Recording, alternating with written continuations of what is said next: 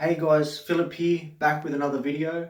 And in today's video, I will go over my typical program, training program, the typical program I would put clients on, friends, anyone that wants to gain the most amount of muscle with the most efficiency. And I guess you have to be somewhat intermediate to advanced. But let's look at the variables and go through it with you. So basically, it's a 6-day split, which will be lower body focused on the first day, upper body focused second day, day off, and then repeat. Now, all 4 training days will be slightly different.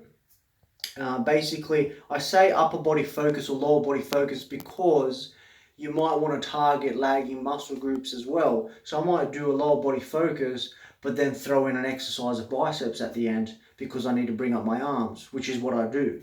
So, you've got day 1, lower body focus, day 2, upper body, day 3, rest. You can rest or come into a gym for general physical preparedness, like fitness-based stuff. On my day off, I typically will go to the gym, do some cardio, maybe half an hour of cardio, depending on how I feel, maybe some abdominal work, and so on. Then we got, again, lower body focus, upper body focus, and again, rest day, and then we repeat the cycle. So it's a 6-day split, not a 7-day split. It's not your full week. So this is a bit of a higher frequency routine, but it works wonders. Now, let's talk about exercise selection. Now, for me, it's very important that we pick the best exercises that we can. So 80 to 90% are going to be compound movements. And tier 1 exercise, what I call a tier 1 exercise is what I'm thinking about: what can I lift the most weight with, and what can I use the most muscle groups with. So exercise like deadlift variations, barbell rows, pull-ups, pull-up variations, squat variations, bench press variations, overhead presses.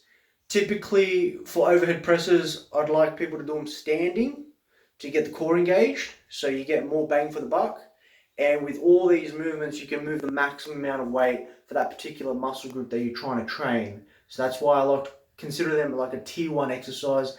And the majority of the routines are going to be based on tier 1 exercise, maybe tier 2 exercise, like somewhat variations of them that make them somewhat simpler, or we want to emphasize different muscle a bit more. So I like to incorporate antagonist movements. So I might do a back exercise for my upper body focus days. I might do a barbell row, which is a horizontal pull, and then I'll do a bench press, a horizontal push. Now, I'll typically alternate them. If people want to lose more fat, sometimes we might do supersets. Cut the rest time down, superset it. It'll give you a bit of a cardiac effect, and you'll burn more calories through that training, but it will be very hard. So typically, I like to have rest there and hit them back to back. You'll get a great upper body pump. So likewise, with a vertical pull, you're going to do a vertical push, alternating with that.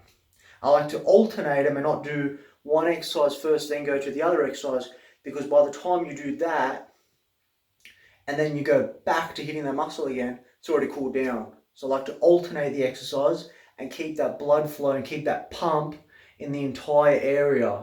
So for legs is a bit different because a lot of the movements will hit the majority of the leg muscles. So, but I mean for upper body, when you're doing pushing movements, I like to alternate them with pulling movements and hit more, get a full upper body pump. Now, another benefit of that is, I guess I haven't dived too much into the research on this, but when you're doing a lot of pulling movements, you supposedly build up a lot of synovial fluid near the joints, which helps you for the pushing movements. And I found that it does help. After a couple sets of barbell rows, your bench presses are going to feel a lot better. You're not going to start to feel tendonitis in the elbow and all that stuff. Your joints are going to feel much more ready for the movements. Now, some considerations here. This is a high frequency program.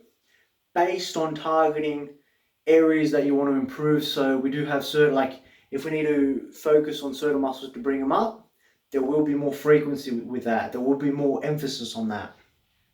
Full range of motion on all exercises as much as you can. Now, if you can't go arse to grass in squats, that's fair enough, but typically you want to. You want to get as low as possible with a squat. You want to get, with bench press, full range of motion, all the way to the chest, all the way out. Pull-ups, likewise, everything, we're training to the full range of motion so we can hit all the muscle groups equally when we're doing that. So it's not so much as your typical bodybuilding emphasis, like they say, oh, engage the lats, leave the arm out of it. No, we want to hit all the muscles as much as we possibly can when we're doing that exercise. We want to engage all the muscles. We want to get the most out of that movement, hit as much as we can, and grow from there. Now, typically, it'll be a 4 to 6 week progression. You know, rarely 6 weeks, more typically 4 weeks. And that progression will be based on, a typical progression might be, I like to increase the sets each workout. So based on the exercises, every exercise might start on 3 sets, each exercise for a workout. Then the following microcycle will add that to 4 sets. So add a set to each exercise and drop the rep range. So the rep range will start maybe, and this changes with individuals, you know, sometimes we'll do more reps, less reps, depends what their goals are, but typically, giving you an example, 10 to 12 reps. Next week, we drop it down, 8 to 10, increase the sets. Following that, again, increase the set by 1 again per exercise, drop the rep range 6 to 8. Then the one after that, we'll do probably 3 to 5. More like a strength-based, lots of sets, absolute killer. By that point, it is kind of in a way as well strategic overreaching. So that week, that microcycle has to be very intense. It will be very intense. You'll feel like you're absolutely dead after every session. And that's the perfect time to back off that following week. So then we'll do a deload. Me personally, the way I like to deload is I'll take maybe a day or 2 off. Then following that, I might do lower body isolation work, upper body isolation work, maybe take a few more days off, and then start it all over again. I won't do the exact same routine because we don't do a lot of isolation. I like to take that deload and do some of the isolation movements, you know, I guess prime the muscle again, get it ready. Then when we smash that again, we smash the program again, we're ready to dive in, we're ready to push hard. And give it a go.